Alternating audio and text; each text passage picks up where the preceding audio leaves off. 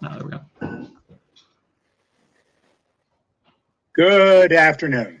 Afternoon, Michael. What time zone are you in? I am in Pacific at the moment, so I'm down in San Diego, California. Okay, Seattle area. Right, yep, that's where I used to live. So, cool.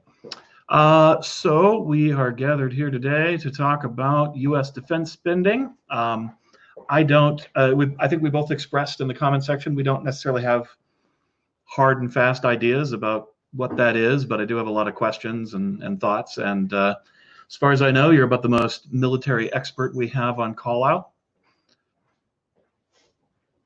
You've been in the military quite some time, right?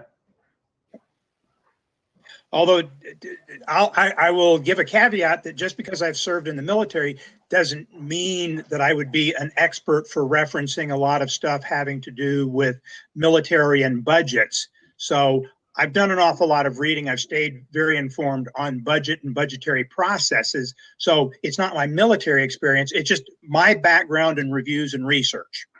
Okay, sounds good. But, you know, I'm also interested in talking just about kind of the justification or the underlying ideas as to why we have the military forces we do and what our goals are. So I presume you'll have a lot of ideas on that as well. Okay. The thing that twigged me once before is that when you're talking about, I may have misinterpreted, but when there was a discussion about our federal budget and how it's bloated and we got a lot of deficit spending, you seem to say, well, we've got to fix the defense problem. I don't know if we have a defense problem, but you know, I think that we need to not expand military spending when we're trying to reduce the deficit. Yeah, but I see I'm coming from the position that it's not the defense spending that's the problem in the budget. Mm-hmm. Okay, I don't know if you agree with that or not. Is it the problem? I think the problem is we spend more money than we collect from a purely budgetary standpoint, and that we need to. My feeling on the matter is that when you are in a crisis situation, it makes sense to deficit spend, either an economic crisis or a military crisis, because money and liquidity take action in order to solve problems that you're facing. But when times are good,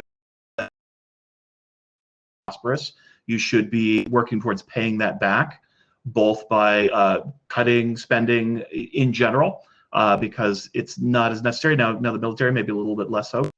Cutting social spending when you don't need to stimulate the economy, and also by holding taxes relatively steady so that the rising economy will increase revenues and allow you to pay down the deficit. So that's my overall economic philosophy, and I find it very problematic, especially among the Republican Party, that in good times they tend to want to cut taxes and then step on the gas on the military, and the end result is bloated budgets.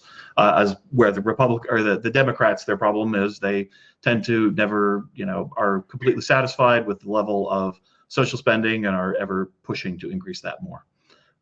Although in the recent years, generally speaking, if you're looking at total debt, it's a different story. But if you're looking at the deficit, usually the Democratic administrations and whatever happens to be in Congress at the time show a little bit of a decline in deficits. They kind of chew them down, as where the Republicans have a tendency to spike them up usually because of tax cuts, not through spending. Yeah. Well, but that's my overall economic take. I want to talk a little bit more about the military specifically during this debate. Okay. We could have another interesting debate on the root of the problem of deficit spending, which I believe goes back to 1974 and the Deficit Control and Budget Impoundment Act that was passed by Congress, vetoed by Nixon, and then overridden by 2/3 of House and Senate and passed by Congress. That it's like you've got a machine that there's a governor in there and there's safeties to prevent it from overspeeding. The governor's got taken off, and now we have overspeeding, and the machine is destroying not itself, but our budget and our economy and our people. But let's take a look in general at defense spending. Okay, are you still there? I just see a picture show up.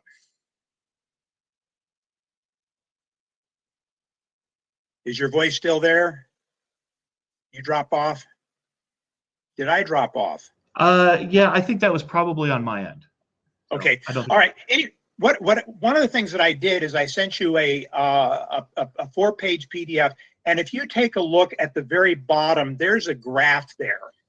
Okay, and then it's not quite convenient, but if you take a look, the first series that's blue, you'll see these spikes, the blue spikes, and that is the spending that the United States does on defense as a percent of our GDP. Now, I'll point out that prior to World War II, in the 30s, we were spending about 3% of our GDP on defense, and we were woefully ill prepared for the rising war. I mean, in the mid-30s, you had Japan invading Manchuria and Korea and was basically making trouble there. In 1939, Germany invaded Poland, and the European war started. And at that point, we goes, oh my goodness, we don't have this stuff. We were spending 3% of our GDP. Now, if you take a look and say that, you as a person, you buy auto insurance, you buy house insurance, fire insurance, that sort of stuff. And I just projected and said that maybe you got a guy with the average salary is $50,000, and he might spend upwards of $2,000 between homeowners insurance and automobile insurance, and we'll just allocate a certain amount of the taxes that he pays arbitrarily to the fire protection in the local town, et cetera, et cetera. So he's going to be paying 3 or 4% to protect the assets of his house and his car, et cetera, et cetera. So you start taking a look when you're comparing the United States versus other countries, and a lot of times they'll look at the big dollar amounts, but they don't look at the percentage as GDP. Well, if you take a look at that chart shows that it went real high during the period World War II. There was a peak up during the Korean War. It went up and down during some of the Cold War. Yeah. And right now, we're about 3.6% GDP. You saw a drop in 1994-95 timeframe when Bill Clinton and the Democrat Congress said peace dividend. There was this end of history. The Soviet Union has collapsed. Communism has been repudiated. There's no more enemy, so we can do a significant amount of disarming and downsizing our military. So we spend our military spending is like an insurance policy. It's fire insurance. It's theft protection. It's a lot of different things. What we spend on it, the nation decides what they're going to spend. There have been times when we've had to, like World War II, it's a big part. There's other times when it's a small part. So I think in general, if you take a look at the percent of our defense spending as a terms of GDP, we're not out of whack. But here's the interesting thing that you take a look at. The Series 2 are those red. Okay, if you take a look at our federal spending as a percent of GDP, you'll see that, post World War II, we tended to be under 30%. Now our spending, our government spending is on the order of between 30 and 35 to 40%. It's growing. It's not because the military portion has gone up. It's because everything else has gone up. Okay, and then if you take a look at the third series, which is the kind of lime green color, that's the percentage of the federal budget that's going for defense. Back during World War II, almost 80% of our federal spending was defense. And then it's dropped down during the time. I remember, roughly around the time of Eisenhower and JFK. Almost 50%, somewhere around 45% of our federal budget went for defense. Now we're down to it's about 16%. So in terms of GDP, it's been 3, 4, 5%. In terms of the federal budget, it's declining because other things are getting bigger and bigger and bigger. Okay. Okay. Any questions on sure. on that? Sure, I do. One I'll note is, I collected some similar statistics, and mine are a little closer to what you were saying verbally. The ones you sent in the PDF has the percentage of GDP of spending by the military on GDP is a little bit higher at for 2016 it says 4.38, which yeah, both of us when we looked it up, I guess we came more in the 3.3, 3.4 kind of thing. So I'm not sure what the discrepancy is there.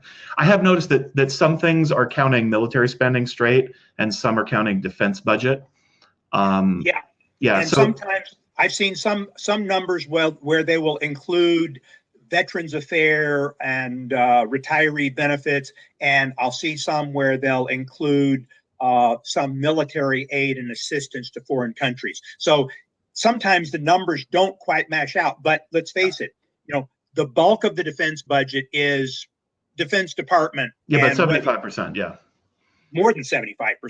Well, the thing that I saw is if you take what the budgetary calls defense spending, about 75% is armed forces, 20% is veterans programs, and 5% is foreign aid, which is both military and economic aid. I'll go with that. That's not that big of a deal. No, yeah, and it doesn't change over all things. I just wanted to, in case I say a different number than something's on the chart, sure. We understand that. I think some of these things are computed with different standards, and it's not always easy to figure out what they're using. But one question I have for you, because now I agree with you that I mean the numbers say that yes, indeed, regular domestic spending has increased relative to the baseline of military spending. Military spending, still goes up, and so does domestic spending. As a percentage of GDP, it's been on the decline for some time since the Cold War. Sometimes it piked up a little bit during war on terror, right? But it's kind of on its way back down. Generally, as the economy grows, we don't, ramp up the military. Now, Trump has proposed he wants to do another big spike in spending, which would probably, half us up another 0.5% or something like that. But and we'll see. From a military standpoint, one of the problems has happened is that there was this budget rescission, sequestration. That what's happened is we have an awful lot of planes that are not flying because they need parts. We've got a lot of equipment that's worn down. We're not building replacement stuff. So the rescission, the sequestration has hurt the military in terms of readiness. And, there were some manpower cuts, and it's like, well, wait a minute, we're now working people to the death where they're rotating out and working their tails off, and they're deciding to not stay. Right now, the Air Force, they need 68% of their pilots who are in the 04, which would be a major, to stay in past the 12-year point. A lot of times when you go through pilot training, you're pretty much stuck to stay in it for at least 10 years. A lot of times it's like 8 years after you get your wings, and then you can get out, and they're offering $30,000 to $40,000 a year bonus on top of your salary.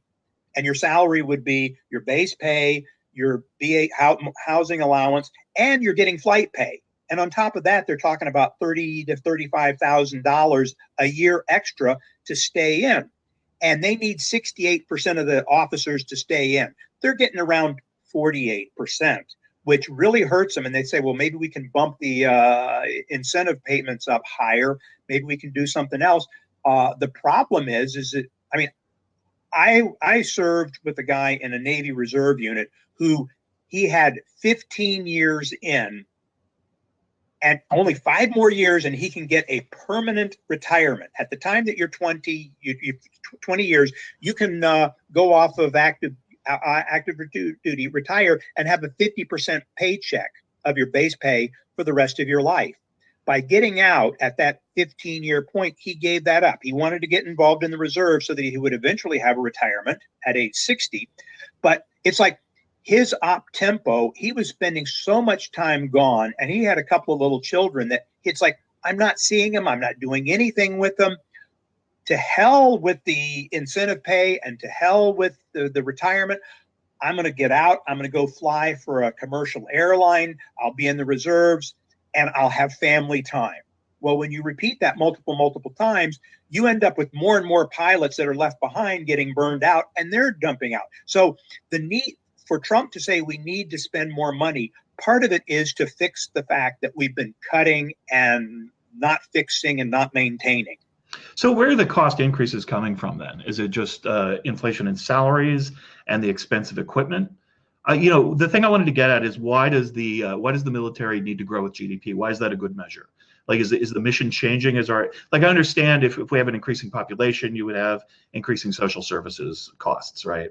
Or if you had increasing business in the United States, infrastructure costs for roads and utilization would go up. So what is it that drives up the military cost over time to maintain, let's say, the same baseline level? You could say it's pretty much the same thing as like schools, because in schools the teachers are constantly saying, well, we want cost of living, we want salary increases, we're doing more, we want more money.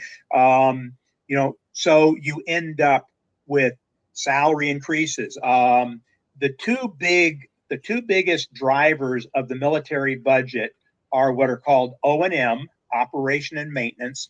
That pays for your civilian workforce. It pays for the fuel for your planes, tanks, airplanes, whatever, supplies, the bullets, the beans, all that sort of stuff.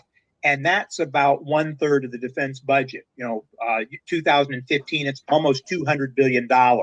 Okay. And a lot of that's going to be very much subject to normal inflation. Okay. Military pay for the active duty and reserve personnel, that's about 1/4 the defense budget. So that's about $135 billion.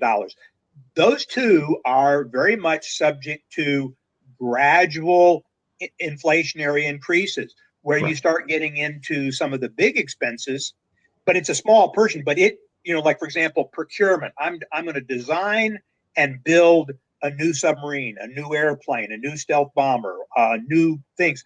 Okay, that R&D is done by a lot of labs and colleges and universities, and those costs keep going up. And you're designing stuff that's more. A lot of times, you're not designing stuff that's cheaper. You're designing stuff that's more expensive. Now, once in a while, you'll come up with stuff like, for example, the Tomahawk missile. They were building it, and they found ways to upgrade and improve. The basic airframe was doing the same thing, but they found ways where, through production stuff, they could take and build a $800,000 per missile and drop the cost down to about $600,000. But it's like $600,000 for one missile. Ouch. But when you look at its lethality and effectiveness, and you can launch a missile and hit a target, and it might be safer than having an airplane with a pilot go in, and you risk in a very expensive airplane getting shot down with a pilot in it. Suddenly, the cruise missile seems to be a little bit cheaper. Mm-hmm. And so basically, you're arguing that the military budget should, generally speaking, keep up with inflation. And I would say also it would make sense for the military budget to fluctuate with the current active mission. If there's a hot war on, or Cold War or something where we're deploying a lot of troops, right? That would make sense as a variation as well.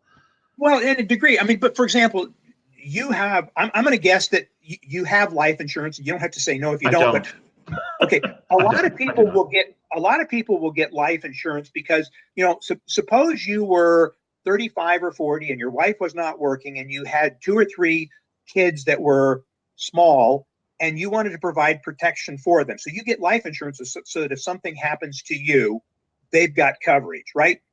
You could, yeah.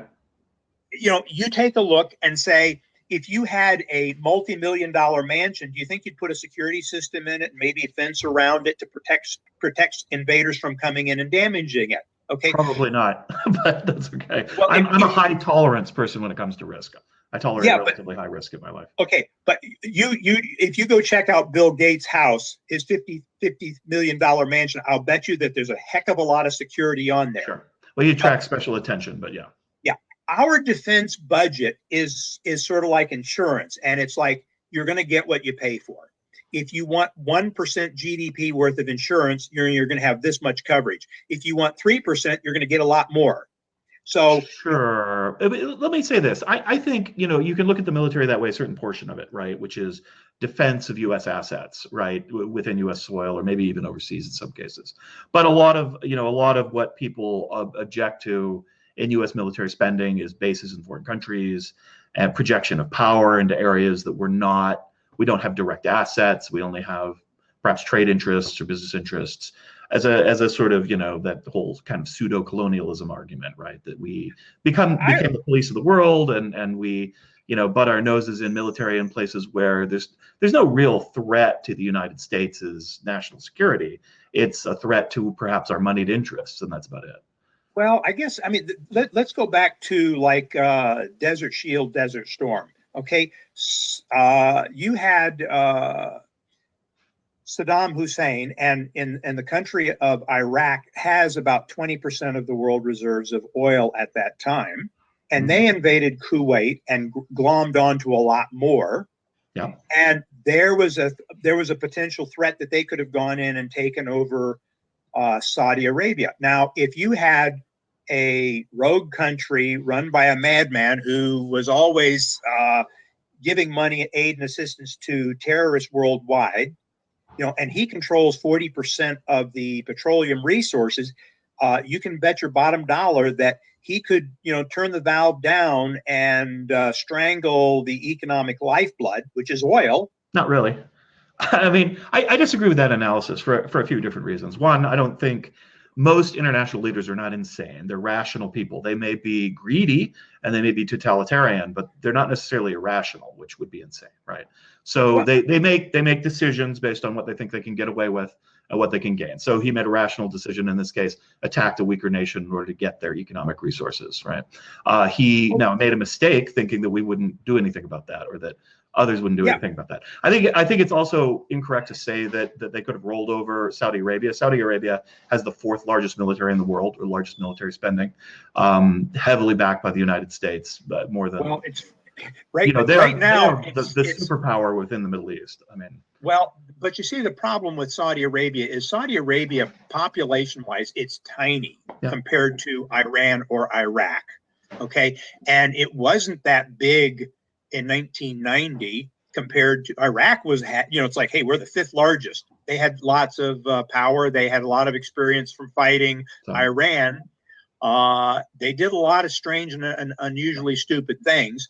And the thing you take a look at is if you've got something where, like the world consumption of oil might be on the order of 80 million barrels a day for all of its needs. I mean, we're talking the entire world for avgas, boats, ships, cars, power plants, all that sort of stuff. Okay.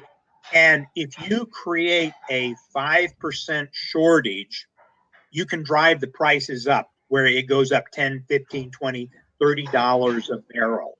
Okay. So when you've got somebody who's willing to, if somebody owns a large amount, they have the ability to influence prices. And if they influence prices, everybody who's selling oil makes a lot of money, and everybody who's consuming oil is losing money. Yeah. I mean, that means we make money now, though. But well, yeah, but imagine what would happen if our oil was suddenly costing 2 or 3 times what it is right now, and what it would do to the economy. Yeah, I don't think that would have happened in that situation. Now, I supported that military action. I thought that was a smart. The way Bush Sr. handled it was really good. You get in, you accomplish the mission, you leave. You call it a day. You've enforced sovereignty internationally, that sort of thing. That's actually the kind of military mission I can get behind. And I agree with you. The model for the Bush 43 Iraq invasion was I think it was one of these ideas that what they were thinking is we go in with a light footprint, enough to defeat the military, but not enough to where it makes it look like we're going to seize the oil assets, oil resources. Okay. They went in, and the goal was maybe something similar to a cross between Japan and South Korea. Okay. When we defeated Japan, we stayed there and we basically, forced upon them a new constitution that's modeled after ours. And their constitution limits their offensive navy, their offensive forces. Okay. And right now, with the threats of China, Japan is trying to figure out how do we get around these current restrictions, because China is becoming such a threat. We may need to go nuclear. We may need to have offensive capabilities. They're working on that. But at any rate. But they're a threat in what sense? Do you think their threat is in that they have ambitions to conquer parts of the world, or you think their threat is in they have the capability of challenging their neighbors militarily? Are we talking China now? Yeah, China. Yeah, you just mentioned that they were a threat. Well, it was a sideline. Yeah, we could. Uh, China. Have you ever studied Japan circa 1930s? Their Greater East Asia co-prosperity sphere. Yeah. Okay. Japan's a very poor nation, and so Japan was looking for more and more resources, and they basically figured that they would glom onto and they would control, and it was an empire in the sense that they were going to enforce what they wanted on, and they would take what they wanted and they would pay the prices of what they wanted. And the West largely supported them at that time too. Yeah, I mean, the European nations wanted to pry open China, and Japan was a convenient ally in that process. Well, it's like, for example, what led to World War II was from the Japan U.S. standpoint is that we were hearing stories about the rape of Nanking, the oppression of the people in Manchuria, and we basically said this is an evil dictatorship that's oppressing. Yeah, but we gave them those territories during World War I. Well, I mean, we basically said, yeah, Japan, you can have those parts of China. That's great. There's a difference between, it's like, for example, when you had Balfour in 1918 post-World War, divide up and make new nations out of the Middle East, okay? Yeah.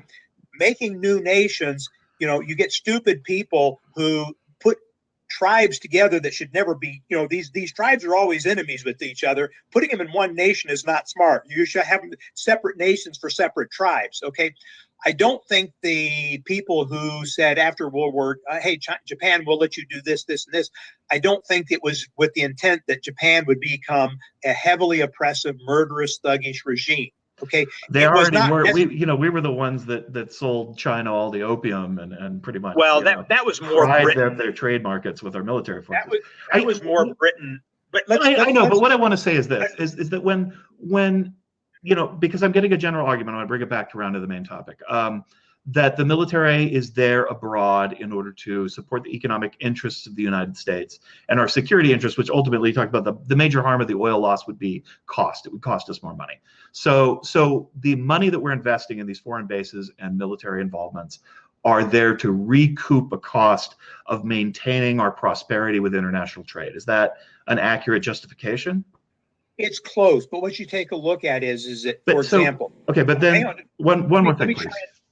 It's not a simple yes or no, because, for example, prosperity comes.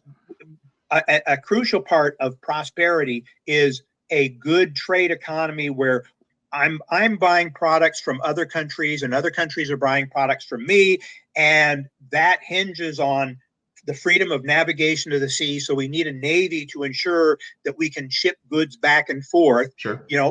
We do not want a trade partner to be raped, pillaged, and plundered, and all their assets stolen for the benefit of some conquering empire. We could trade with conquering empire just as well. Yeah, but the point is that all right. I mean, we've done that. We might be able to get good, fair prices for the products, and we've got a market for selling our stuff. When the conquering empire comes in, now they're managing it their way, and it's not necessarily to the benefit of or the people that they've conquered. So right. That's one of the reasons that you have things like NATO and CETO. That's why you have these alliances that are military alliances for protection. If somebody attacks a NATO country, we will all band together. I mean, ideally, we all respect each other's sovereignty, right? That's what we'd like to see as international standard, right? That everybody respects everybody else's sovereignty. Unfortunately, there are the bad actors. USSR did not necessarily respect a lot of countries' sovereignty. Neither do we. Well, but the question is, okay, I could give you a list of countries that the USSR took under domination post-World War II and were part of the communist bloc. Poland, Latvia, Lithuania, Estonia, the various. It's just, you look at all that they took, and they were horribly oppressed. They did not have freedom of travel. There was a wall that would keep people from fleeing. My question would be, where are we holding a country in anything even approaching that, in terms of we're controlling them, we're dominating them, we're extracting from them, we're telling them how to live? If you want to look at historical examples, South America, we took over a number of the countries in post World War II. Well, right. Why? But yeah, that was World War II. Okay. But there After have World been War many II, other situations, right, where we've used our military for expansionist purposes to change governments in order to just basically say, you're going to take our goods now, and you're going to like it, and you're going to give us favorable deals, right? We did that all throughout South America during the Banana Republic Wars. We, basically conquered Nicaragua and Panama and Honduras and those countries. Rolled in there. And during the Mexican-American War, of course, we gobbled up half of the continental United States from Mexico. Question for you. Yeah. When did we conquer Panama? If I remember, it was Teddy Roosevelt who basically, Teddy Roosevelt and McKinley, who engendered a coup of sorts that stripped Panama area away from Colombia because Colombia wouldn't let us build the canal. So we created a new state. We didn't invade them. We created a new state. Right. Well, but we sent our military down into that part of the country, pretty much gave marching orders, right, at that point for a while until we were satisfied. And then we went back home, and I'm not trying to say America's bad and Russia's good or anything like that, right? I'm just saying that, like, everybody does, when you have power and you see money, very few nations in history have been above taking any temptation, right?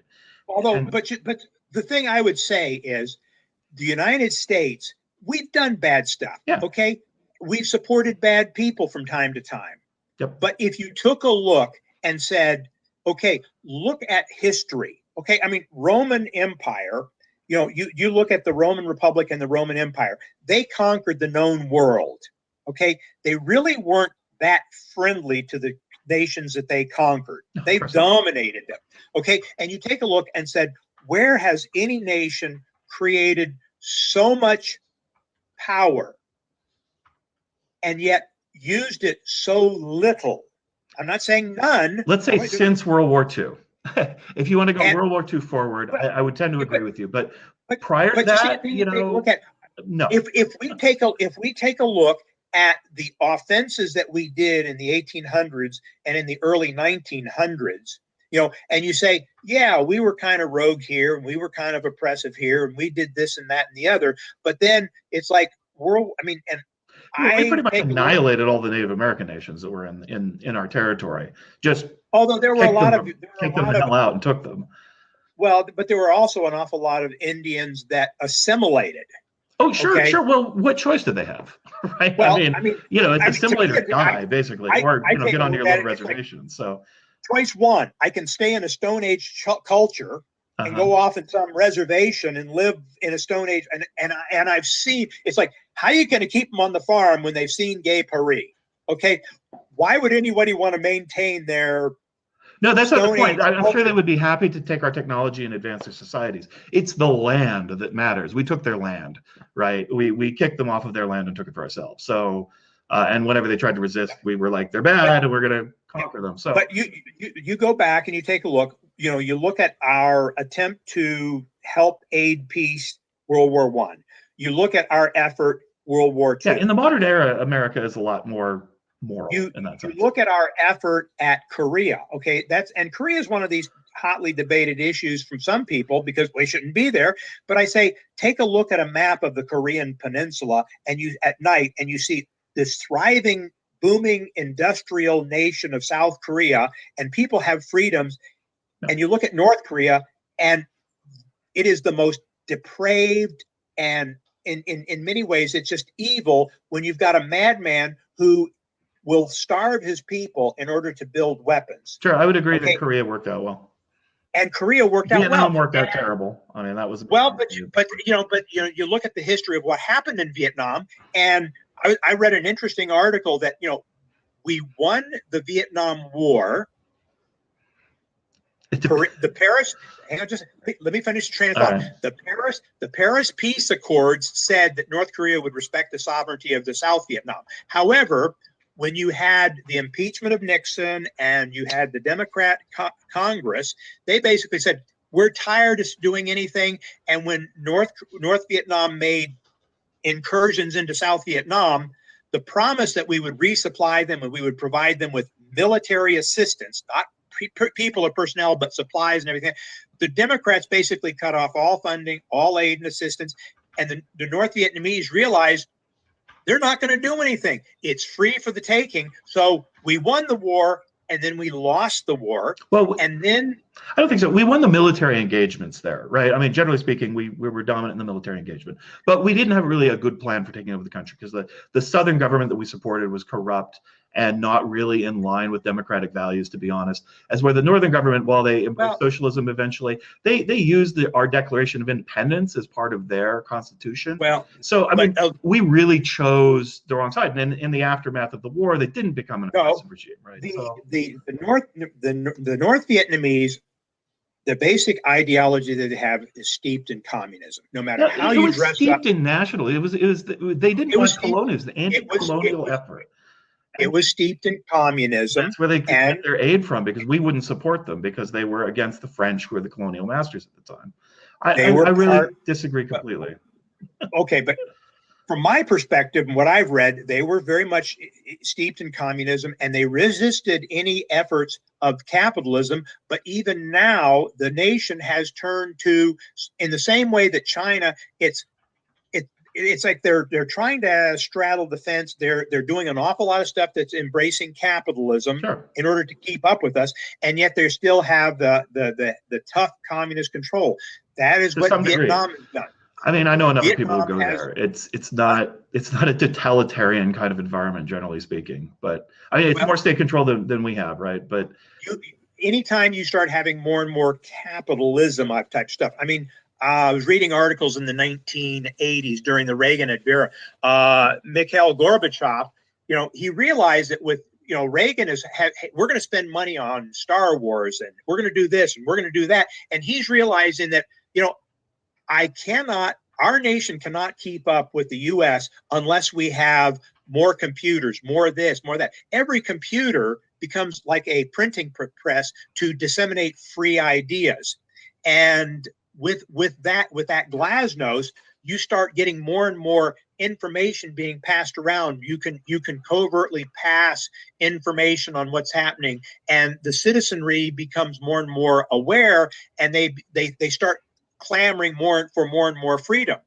For years, they would not allow personal computers, private computers, and in order to keep up, they had to allow them, but that was part of their downfall. Okay, any society that becomes more and more advanced runs the risk of more and more openness. It's not really a risk; it's a benefit, right? Well, I agree, but if you're a communist society that's trying to keep people controlled, I mean, look at the information. I think you need to understand there's a difference between communism and totalitarianism, right? They tend to go together quite nicely, right? But you can have socialist ideals and still be a liberal in the sense of classic liberalism, right? Believe in individual autonomy and that sort of thing. So yes, you can. They're out there. I know a number of these people, and here's the only. I mean, my idea of people who want to be socialist would be to say socialism has worked in this country. Okay, if you go to the Amish communities, if you go to some of these other communities where you can basically, people congregate together and they will act together in a communal nature as a voluntary association. The problem is that socialism starts failing at the point that some people say, I'm working a lot harder than somebody else. I'm paying in twice as much. He's getting the same benefits as me. Why should I work so hard? I want more benefits or less work. And at some point, because do you know in the United States continental area where socialism was first tried? Oh, are you asking me where? I don't know what you're going to say now. If you read William Bradford, the first governor of Plymouth Colony, he wrote, his diary was on Plymouth Colony, and he writes that the first year or so that they were out there, they had agreed that they would all work together. Right. Everything would go into a common storehouse, and they each would draw out according to their need. And he writes that people found excuses for not working. Oh, I'm not feeling good. Oh, I'm going to say, and everybody was looking at, hey, am I working harder than somebody else? And they almost starved to death. Then they decided that, okay, here's what we're going to do. We're going to allocate everybody land, and they get to keep what they grow. So it's capitalism. Suddenly, everybody it's like the mother who said, well, I've got to take care of my little baby. and I can't go out and work the fields. Now, when their family has got this field and they get to keep what it is, she straps the baby to her back and she gets out there and work. Suddenly they had affluence. So socialism was tried in a friendly way. It was voluntary, but it didn't work. Well, here's the thing, though. I mean, you're talking about socialism as an absolute sense, as in everything has to be exactly equal, and socialism requires that everything be owned by the state, et cetera, right? As a philosophy, it's really just about a communitarian value and the idea that we're going to share some things, we're going to treat them as shared property, we're going to do it like that. Doesn't mean you have to do everything that way. So, I mean, if somebody has a vision for socialism, they think there needs to be more socialism, it means they want to tend in that direction. That's not necessarily a bad thing. If somebody's a capitalist, that doesn't mean they want no rules whatsoever, no state-owned property, no trust busting or anything like that. That just, I've argued with people on the left who say, no, a real capitalist wants no government at all. And so, you hear this stuff on both sides, but the truth is they're just competing values. And the reality of life is that you need both. Capitalism is a good thing because it channels individual creativity and ambition, which is wonderful, and it allows every individual to make their own decisions based on what they know best, which is themselves, right? And those things are great. Well, social practices, I mean, sometimes we need to get together and work together for a common goal, and everybody needs to pitch in equally because it's that kind of a challenge. So, but see, the thing is that, I have a general, because socialism says you will, and ultimately it's you. Hang on, it says you should. If socialism is voluntary, I'll be able to tolerate it. I mean, back during the 2004 election, when you had John Edwards, he was talking about two nations, the rich nation and the poor nation. Well, my reaction would be that if we had an extremely tiny, limited federal government per the Constitution, you would get rid of a lot of stuff. And you could basically say that Social Security and socialized health care and Medicare and all these programs, those are not in the Constitution. They should be at the state or the local level, but we'll allow people to subscribe to it and other people to opt out. Sure, we do that. We do that already. Yeah, but the point is that if people could at 18 or 19 or 20 say, I'm going to opt out of Social Security, I'm going to opt out of Medicare. I'm not going to changing your citizenship. Yeah. Well, but you be an American and it's like, I'm going to vote for socialist programs and I'll participate and I'll pay taxes for them. And somebody else should be able to say, I'm living in this country and I believe in rugged individualism and family and the church and everything will take care of it. And I'm going to opt out of these social programs. At that point, everybody can be happy. The socialists can have their socialist programs and they'll pay for it. And the people who don't believe in socialist programs can opt out. Now, everybody has to pay for the judicial system. Everybody has to pay for Congress. Everybody has to pay for the defense because those are part of the basic Constitution, but they would be tremendously slimmed down and you wouldn't have a Congress. Well, the people are going to agree, what defense do you want? Then maybe the people agree what level of social spending they want too. Well, but to see, the thing is that socialism and social spending are not in the federal Constitution. If we sure they are. No, they aren't. The government is supposed to provide for the welfare of the people, correct? The general. I've got an interesting. I've got a very lengthy 14 or 15 page article on the general welfare, because a lot of the founders who helped write or sign the Constitution, and some of them were presidents later on, they're explaining what the general welfare clause means. But here's the deal with the Constitution. It was a compromise position by a number of different individuals. So it is specifically vague because there's a lot of things they couldn't agree upon. So they leave it up to future generations in order to figure out. I mean, Thomas Jefferson himself said that basically he felt every generation should write a new Constitution because we shouldn't be bound to the decisions that our forefathers made, right? So I think that would require actually sitting down and writing and passing something instead of relying on people to reinterpret it, which is, I mean, I have no problems with people sitting down and let's write a new one and vote on it. But I mean, if we're going to go back to what the founders said, the founders were terrified of a large standing army like the one that we have today. They thought that was the greatest threat to freedom and liberty that you could possibly have. And and even today, part of the We're running out of time. Yeah, we are almost out of time. It's been good talking to you. Maybe we'll take it up on another discussion. I don't mind on these ones just be free ranging, so that's all good. Well, I understand that, and it's like take a look through those charts, because ultimately what you're sitting there is that I don't think we're that out of line. And if you look at China, China has a 2.3 million